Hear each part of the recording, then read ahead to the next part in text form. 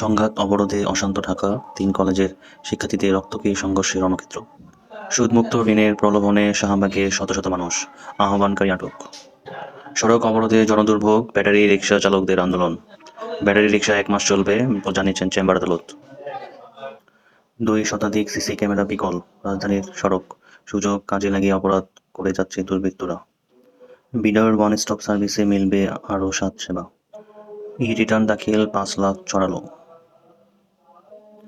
আদানির সঙ্গে বিদ্যুৎ চুক্তি খতিয়ে দেখবে শ্রীলঙ্কাও, আদানির ডলার বন্ড মূল্য কমে ১ বছরে সর্বনিম্ন। সোনার ভরি কমল ১৮৯০ টাকা। ইমরানকে ছাড়া ঘরে ফিরবেন না বুশরা বিবি। নেতানিয়াহুর মৃত্যুদণ্ড চান খামেনি। গাজায় গাধা নির্ভরতা বাড়ছে। সরকারি বরাদ্দ বাতিল, তবু থামবে না নুহাসের মুভিং বাংলাদেশ। সিওপিডিতে ভুগছে ৬৫ লাখ মানুষ, বিশ্ব সিওপিডি দিবস উপলক্ষে সেমিনার। চিকিৎসকদের বাধা নেই বিদেশ ভ্রমণে। সনাতনী জাগরণ মঞ্চের চিন্ময় কৃষ্ণদাস গ্রেপ্তার। নতুন রাজনৈতিক দল গঠনের পরিকল্পনা ছাত্রদের। ডেঙ্গু পরিস্থিতি, ২১ থেকে ৪০ বছর বয়সী রোগীর মৃত্যু ৩৪%। এ পর্যন্ত আক্রান্তের সংখ্যা দাঁড়িয়েছে ৮৭,৭২৫ জন।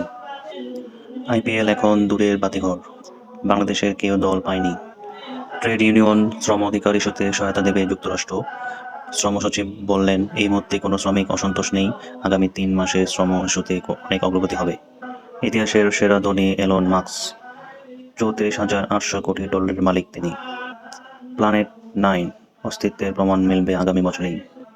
গুম, মানব পাচারের বিচারও হবে আন্তর্জাতিক অপরাধ ট্রাইব্যুনালে। সীতাকুণ্ডে বিদেশি রোবাস্টার জাতের কফি চাষে বাজিমাত। সড়ক কাঠির ডাব, হাত বদলে গুনতে হয় বাড়তি টাকা।